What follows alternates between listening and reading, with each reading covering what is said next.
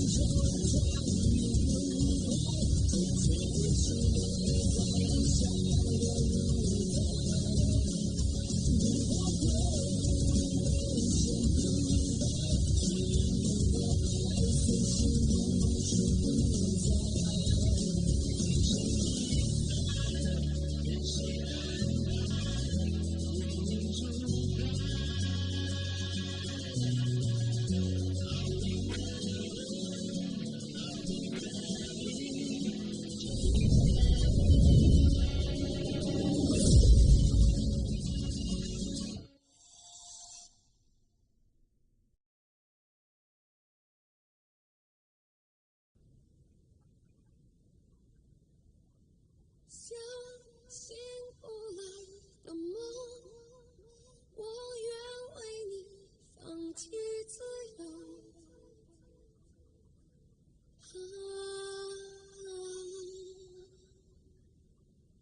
思绪因为你失控，陪我在夜里蠢蠢欲动。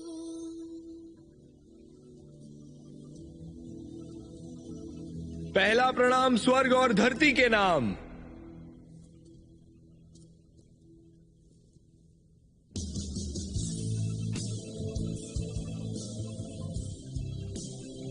दूसरा कुटुंब के पूर्वजों के नाम।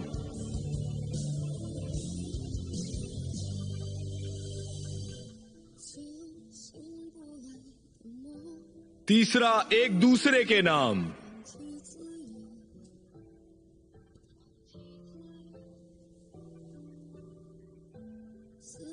विधि समाप्त हुई।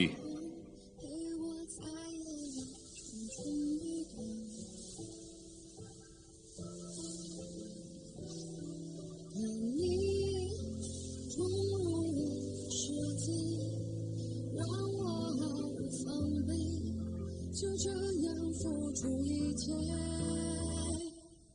我的心里自由，是你放任爱要自由，我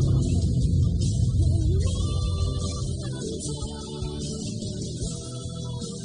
因为你在我，只能安排需要我，我不敢再。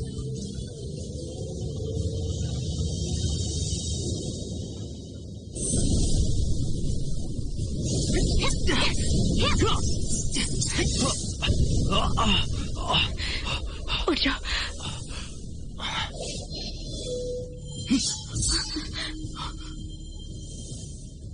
सामने से हट जाओ, नहीं तो तुम्हें मारने में मुझे दुख नहीं होगा। पतंगे, मैं इसे देखती हूँ, नहीं तो ये तुम्हारी जान ले लेगा। जानते नहीं पतंगे जिद्दी होते हैं, हम कभी पीछे नहीं हटते, और अब तो तुम खतरे में हो। बिल्कुल नहीं। तो फिर मरो।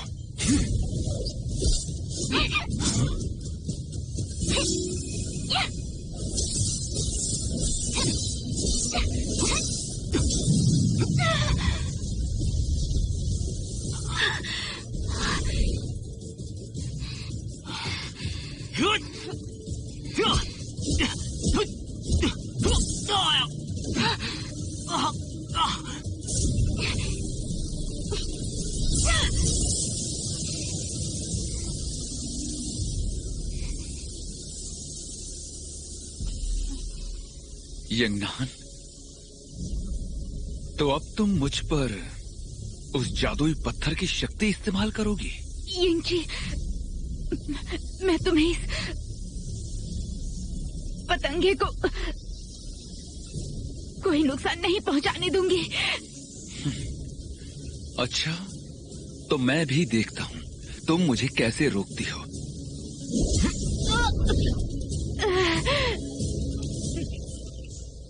शायद मैं तुम्हें एक बात बताना भूल गया। अब मुझे कोई फर्क नहीं पड़ता। जरूरत पड़ी तो मैं तुम्हारी जान लेकर भी उस पत्थर को हासिल कर लूंगा। नहीं।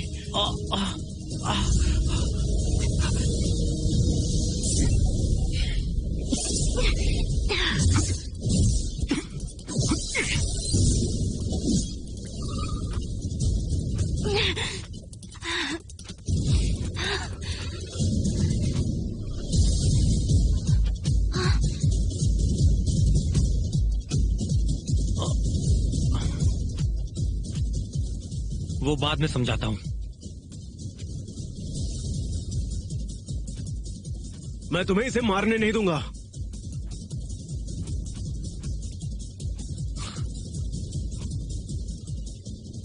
आज मैंने ये बात बहुत बार सुनी है। अच्छा हुआ तुम भी आ गए। मुझे तुमसे कई दिनों से लड़ना था।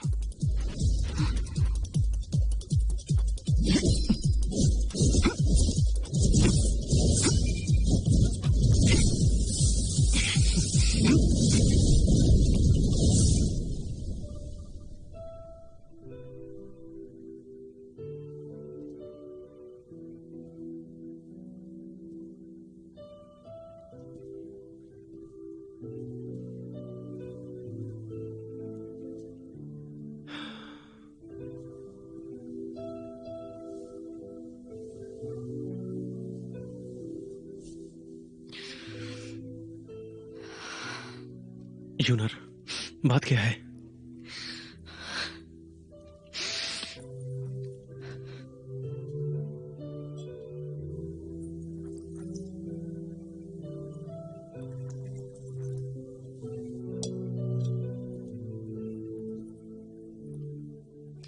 मुझे तुमसे कुछ कहना है, लेकिन पहले इसे पी लो।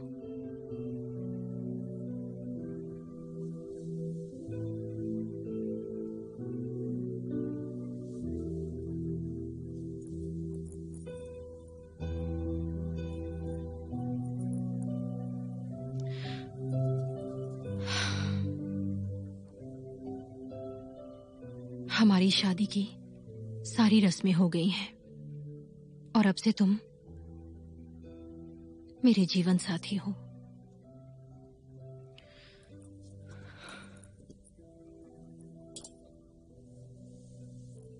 सच कहूं, मैंने कभी नहीं सोचा था कि कभी मेरी शादी होगी। और तुमने भी कहा था कि तुम मुझसे प्यार नहीं करते हो, पर लोग ऐसे ही होते हैं। जो हमें नहीं मिल सकता, हमें वो ही चाहिए। आज के बाद हम दोनों पति पत्नी हैं। क्या मैं अपने पति से थोड़ी वफादारी की आशा कर सकती हूं? यूनर, आखिर तुम कहना क्या चाहती हो?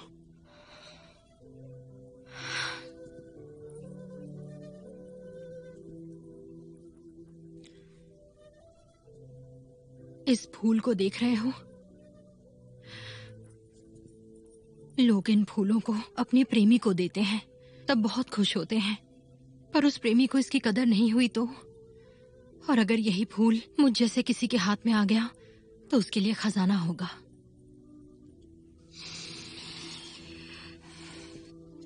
काश मैंने उस दिन जिनको घाटी में तुम्हें यंगनान के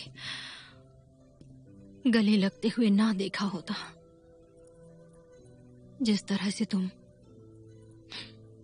उस यंगनान की ओर देखते हो,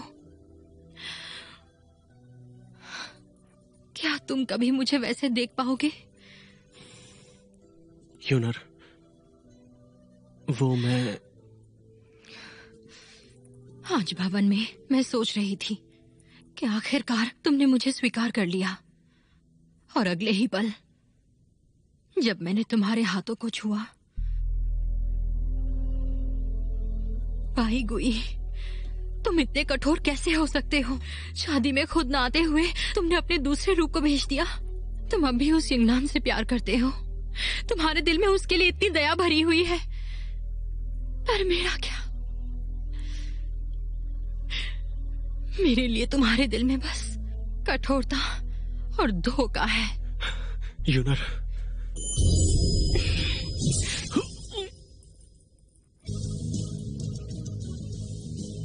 एक पल के लिए ही सही, मैं जो दर्द सहती हूँ उसे सह कर देखो।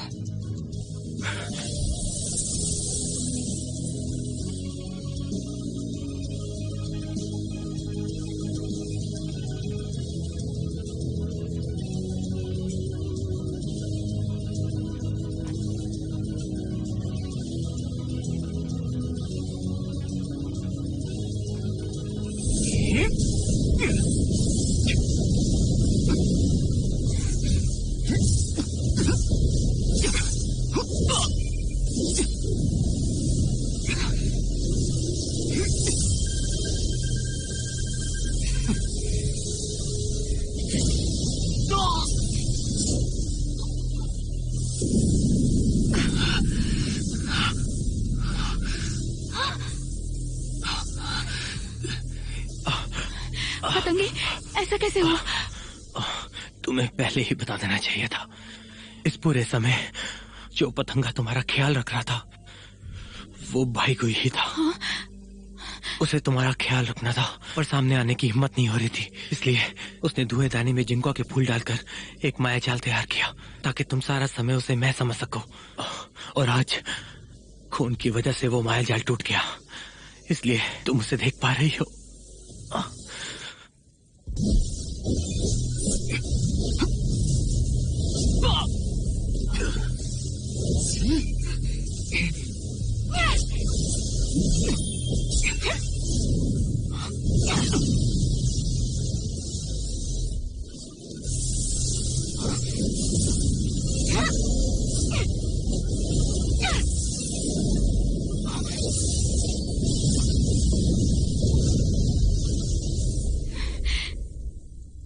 बस करो, बहुत हुआ।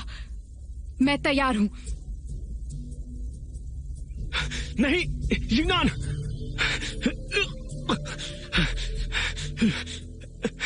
मैं तुम्हें वो पत्थर देने के लिए तैयार हूँ। उसे नष्ट भी कर सकते हो। एक दिन ये सब तो होना ही था। दुनिया इतनी बड़ी है, मैं कहीं भी छुप सकती हूँ, लेकिन मैं मेरा कर्तव्य नहीं भूल सकती। अब और नहीं छुपूंगी। वैसे मुझे भी दुख होगा। यंगनान, उसके साथ मत जाओ।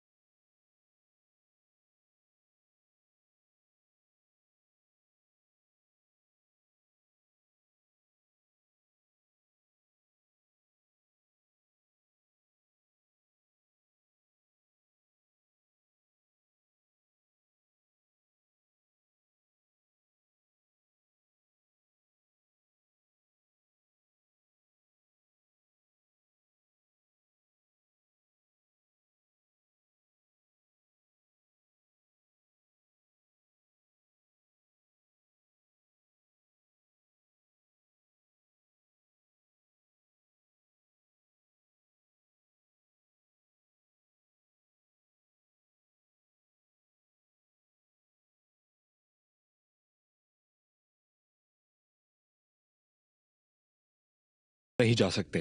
क्या? मेरी तरफ ठीक से देखो। क्या श्वान जी का मुखिया कोई आम आदमी होता है, हैं? हाथ हटाओ। मैंने कहा हाथ हटाओ।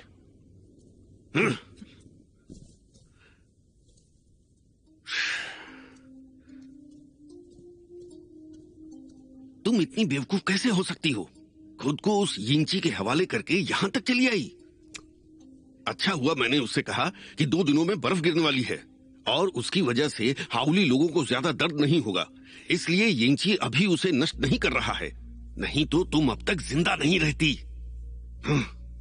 चलो चलो अब जल्दी करो, जल्दी मेरे साथ आओ, चलो। अब क्या? शुक्रिया, लेकिन नहीं। मैंने यिंची से वादा किया है, वो जादुई पत्थर मेरे अंदर से बाहर आने के बाद चाहे कुछ भी हो जाए, मुझे भी उसे नष्ट करना ही होगा। क्या? आखिर तुम मेरी बात समझ क्यों नहीं रही हो?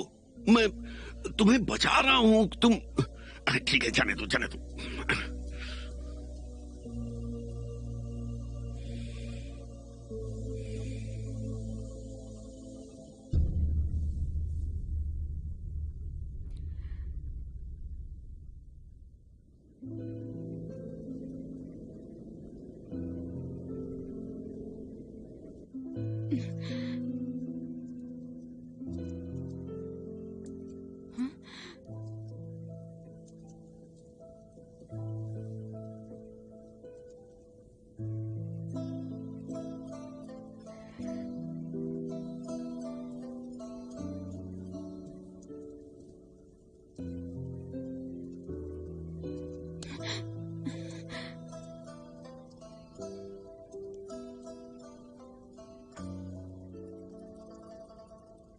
क्या चाहिए तुम्हें?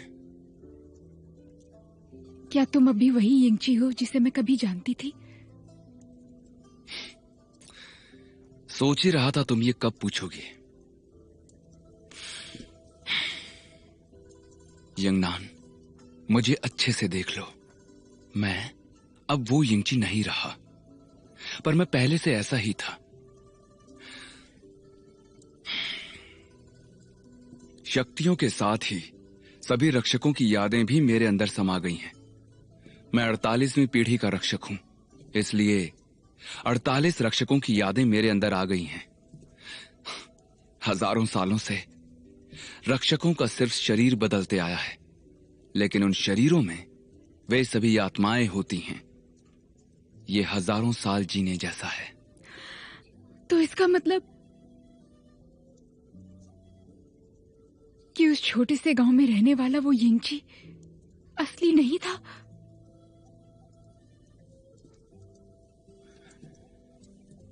वो भी मैं ही था। रक्षकों के अंदर भावनाएं नहीं होती हैं, लेकिन बचपन में मेरे पिता ने मुझे उस पत्थर को छूने से रोका था। उसी वजह से मेरी शक्तियां चली गई थीं। और उस दिन से मैं किसी काम का नहीं रहा। लेकिन तुम्हारा शुक्रिया, उस दिन शांगशू में तुम्हारे अंदर के उस पत्थर की वजह से मेरी रक्षक शक्तियां जागृत हो गईं। और शक्तियों के साथ अब मैं असल में पहले वाला ही यिंची बन गया। ठीक है, पर तुमने वादा किया था कि तुम कभी भी नहीं बदलोगे।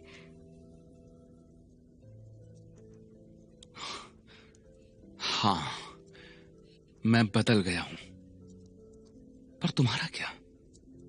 क्या तुम वही पहले वाली यंगनान हो? मुझे सच सच बताओ, आखिर तुम हो कौन?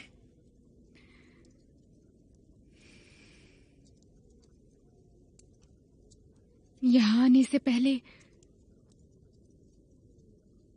मैं सीइंग थी। मेरे बाबा का नाम डीन यन था और मेरी माँ का वुशीन। मेरी माँ मेरे लिए एक चिट्ठी छोड़कर गई थी। सीइंग, मैं जानती हूँ कि लिंगयुन चोटी की सीमा वैसी नहीं है जैसे पहले हुआ करती थी, और तुम्हें इसके पीछे की कहानी पता होनी चाहिए। 18 वर्षों पहले शुशान में एक योद्धा हुआ करता था शू यिंगशिंग गोंग और ची हुन शी दोनों ने मिलकर शैतान से युद्ध किया था। तुम्हारे बाबा और दादा ने उस जादुई पत्थर को कैद करने की बहुत कोशिश की ताकि दुनिया में शांति बनी रहे।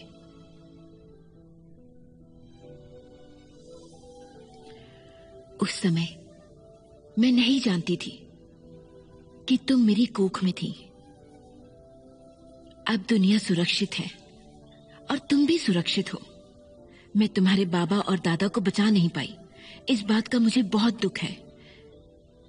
इसलिए अब तुम्हें लिंग यून चोटी की रक्षा करनी होगी। किसी को इसे नष्ट मत करने देना। मैंने तुम्हें जो 5 रंगों का फूल दिया है, वो फूल तुम्हारे बाबा की आखिरी निशानी है। हमने इतनी मेहनत से हासिल किए उस जादुई पत्थर को छुपा दिया है। संकट के समय पर उसकी शक्ति तुम्हारी रक्षा करेगी। और मैंने तुम्हें जो हरा तमगा दिया है, उसके अंदर एक खतरनाक शैतानी युद्ध कला है, शू यिंगशिंग गोंग। कोई इस शैतानी युद्ध कला को सीख ना ले, इसलिए मैं हमेशा इसे अपने पास रखती थी। याद रखना, तुम्हें इन दोनों चीजों को संभाल कर रखना है। इसे कभी किसी गलत हाथों में पड़ने मत देना, नहीं तो दुनिया में कोहराम मच जाएगा और लोगों की जान जाएगी। सींग, समय का तेज बहाव भी प्यार को नहीं मार सकता। मुझे हमेशा विश्वास रहा है कि हमारा परिवार एक बार फिर से एक साथ आ जाएगा।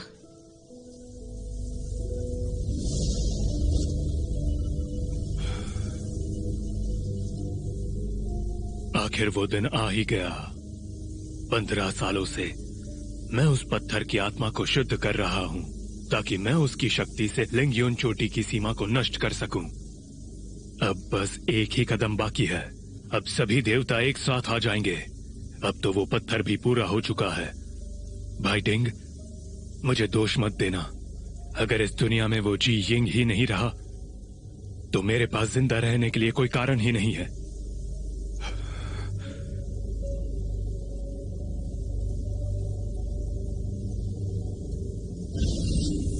रुक जाओ। कौन हो तुम? बिना अनुमति के अंदर कैसे आए? इन सबको क्यों मारा? तुम्हारा इरादा क्या है? सीइंग, मुझे नहीं पहचाना? कोई आश्चर्य नहीं। आखिरी बार जब हम मिले थे तब तुम बहुत छोटी थी।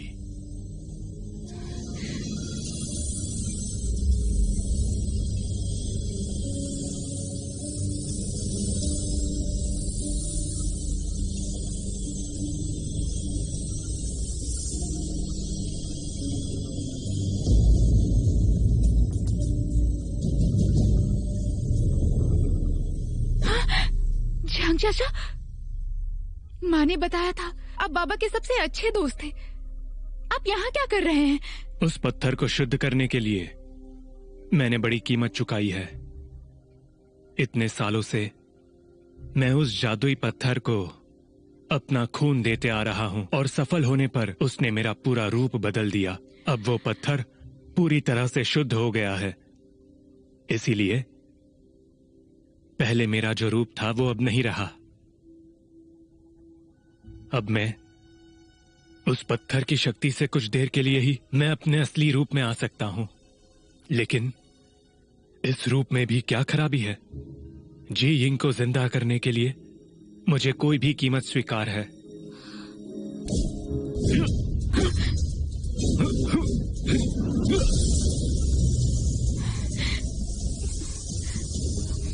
झांग चाचा, उस पत्थर की शक्ति को कोई नियंत्रित नहीं कर सकता और आखिर में आप भी गोंग सुन वूवो की तरह बन जाएंगे। आप शूशान के साथ साथ दुनिया को भी नष्ट कर देंगे। आपको ये पागलपन छोड़ना होगा।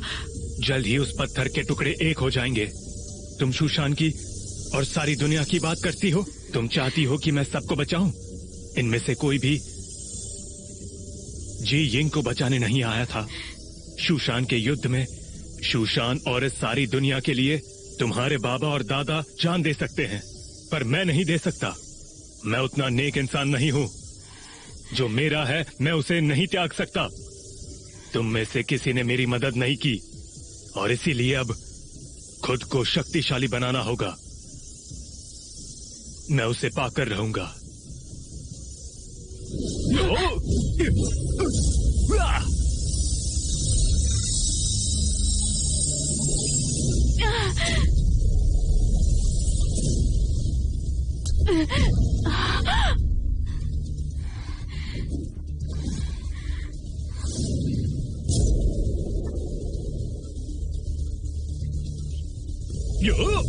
इस पत्थर के साथ साथ मैं शू यिंग शिनगोंग को भी हासिल कर लूंगा।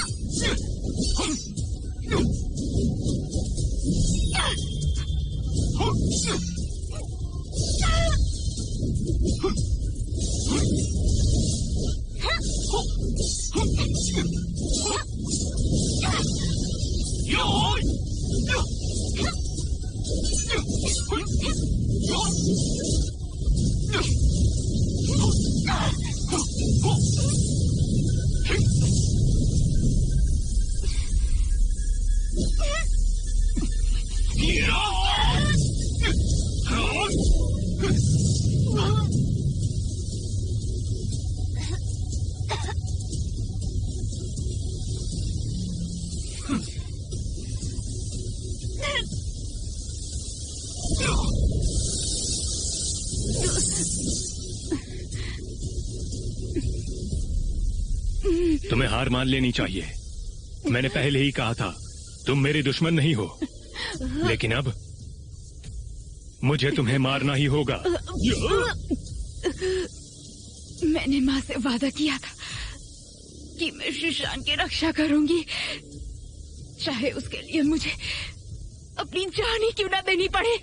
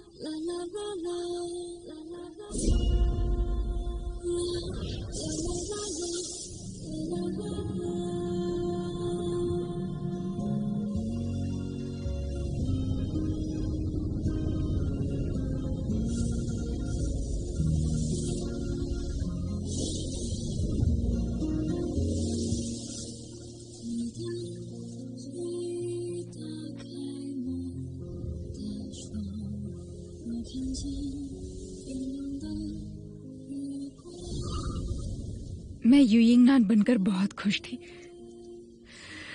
लेकिन बाद में मुझे एहसास हुआ कि मैं इस समय की इंसान नहीं हूं।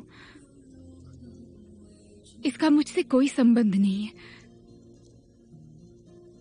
मेरा यहां आना बस एक हादसा ही था। तुम और माँ मेरे रिश्तेदार नहीं है।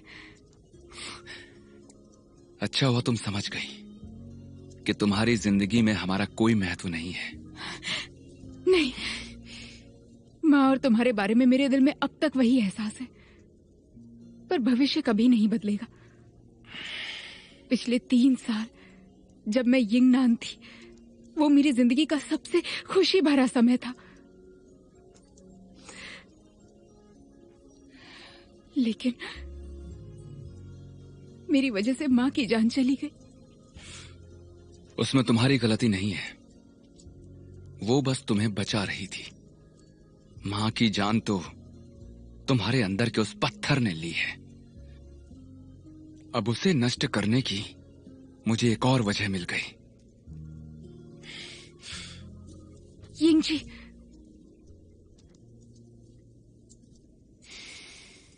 अगर तुम मानते हो कि मैं भविष्य से आई हूं, तो मैं तुम्हें एक बात बता देती हूं। 60 साल बाद भी वो पत्थर वैसा ही रहेगा। क्या तुम्हें कभी लगा कि तुम उस पत्थर को नष्ट नहीं कर पाओगे?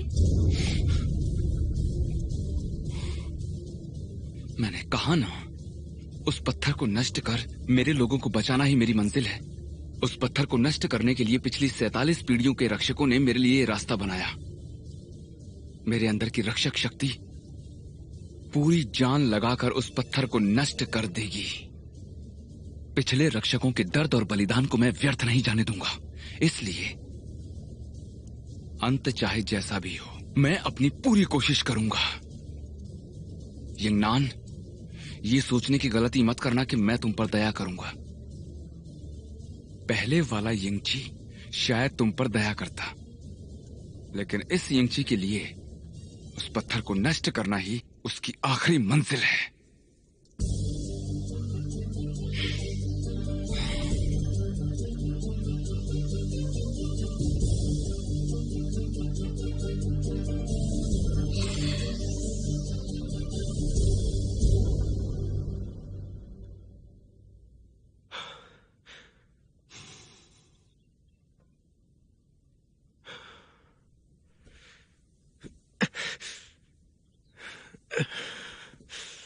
उठ गए? लो चाय पी लो। नहीं चाहिए। गोई, अब हम पति पत्नी हैं, बीती बातों को जाने भी दो।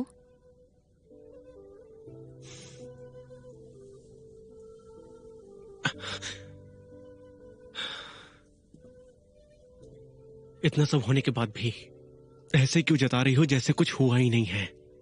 शादी के पहले ही दिन तुम मुझसे झगड़ा करोगे? तुम मुझसे नाराज हो, मैं समझ सकता हूं। मुझे जख्मी किया वो भी ठीक है, मगर तुमने यिंगनान का पता बताकर उसकी जान खतरे में डाली। मैं तुम्हें माफ नहीं कर सकता। आखिर तुम मुझे इतना बड़ा धोखा कैसे दे सकती हो? तुम मुझसे छिपकर यिंगनान से मिलने कैसे जा सकते हो? पहले धोखा तुमने मुझे दिया है और अब मुझ पर ही आरोप लगा रहे हो। अच्छा,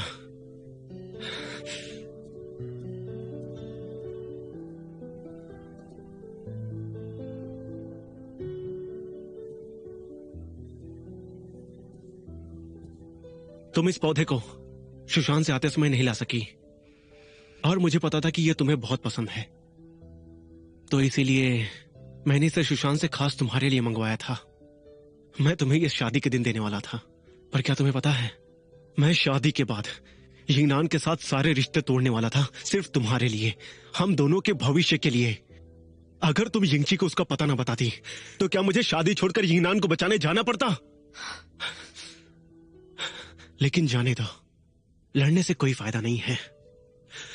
अब मैं ये भेंट तुम्हें नहीं दूंगा।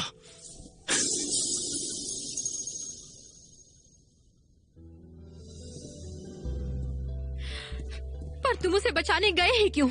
हम दोनों के बीच में से तुम हमेशा उसे ही चुनते हो। इस पौधे के फूल दवाई होते हैं और इसके पत्ते जहर, पर तुम समझते क्यों नहीं कि यिंगनान वो पत्ते हैं और मैं वो फूल हूँ? कौन तुम्हें ज्यादा तकलीफ देता है और कौन तुम्हारा ख्याल रखता है? यिंगनान तुम्हें बिल्कुल नहीं जानती है, पर हम दोनों बिल्कुल एक जैसे हैं। क्या तुम मास्टर जुयून की आखिरी इच्छा भूल गए? क्या तुम उस यिंगनान के लिए सब कुछ ऐसे ही हार जाओगे?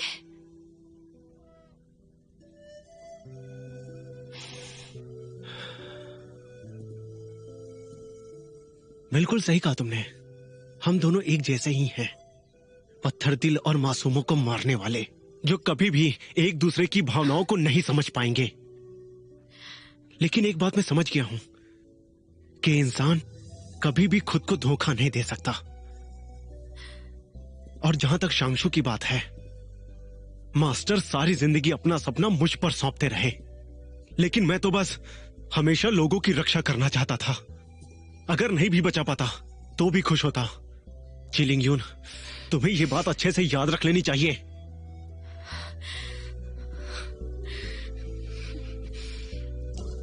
बाईगुई, अगर तुम इस कक्ष से बाहर जाते हो तो बाद में बहुत पछताना पड़ेगा। मुखिया वो मैं पूजा का समय हो गया। चिंगनान से कहो वो मुझे पेड़ के पास आकर मिले, और आज की पूजा शांशु की पहली महिला करेगी। जी।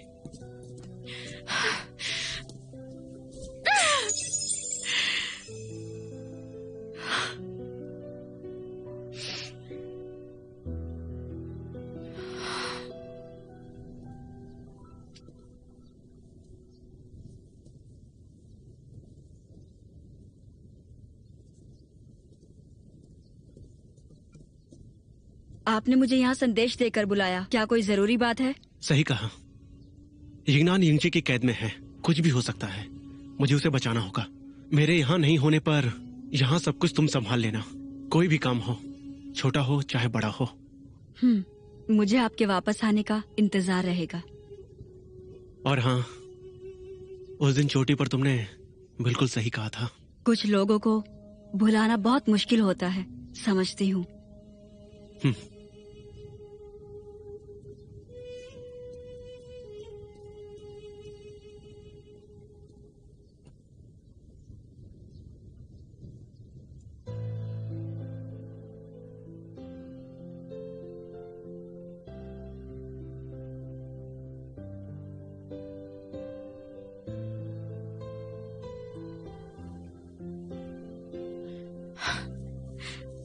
भाई गुई, मैंने तुम्हारे लिए क्या कुछ नहीं किया, सिर्फ इसीलिए कि हम साथ रह सकें।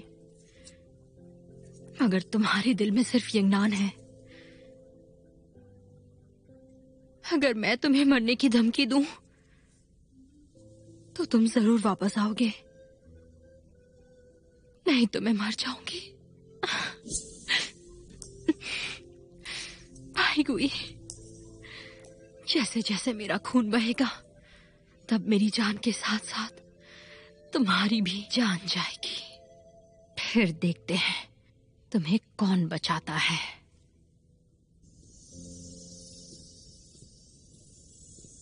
मुखिया।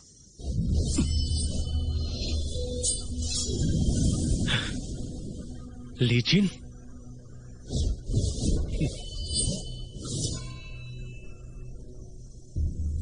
मुखिया भाई,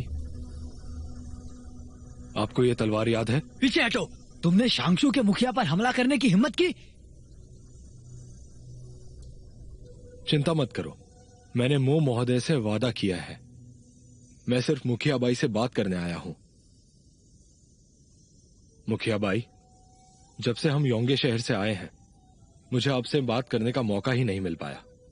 मास्टर झुई की मृत्यु का मुझे दुख है, पर मैंने भी अपने भाई जैसे दोस्त को खोया है। तुम समझ गए होगे कि मैं मर रही हूं। क्या तुम्हें चिंता हो रही है? मुझे नहीं लगता हो रही होगी। अगर तुम मरना नहीं चाहते, तो तुम्हें मेरे पास वापस आना होगा।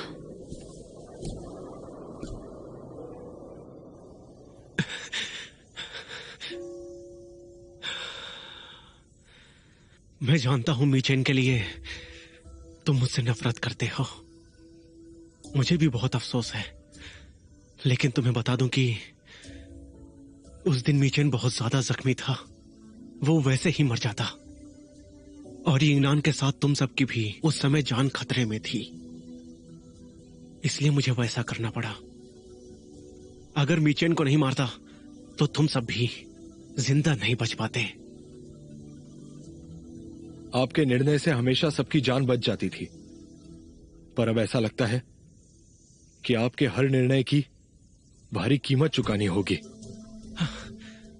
हाँ, इसी वजह से यिंगनान मुझसे दूर हो गई है। इसकी मुझे भी सजा मिली है।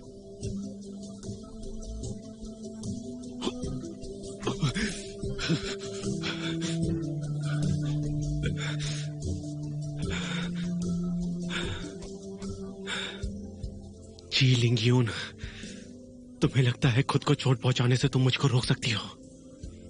अगर मैं अभी वापस चला गया तो जिंदगी भर के लिए कैद हो जाऊंगा।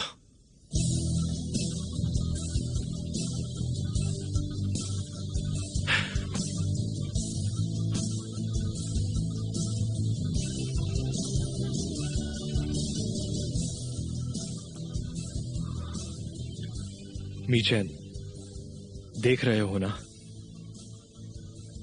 हम सब ही प्यार और नफरत के जाल में फंसे हुए हैं, सभी रास्ते से भटक गए हैं। अगर तुम समझ रहे हो तो बिल्कुल जिद मत करना। आजादी एक अधिकार है।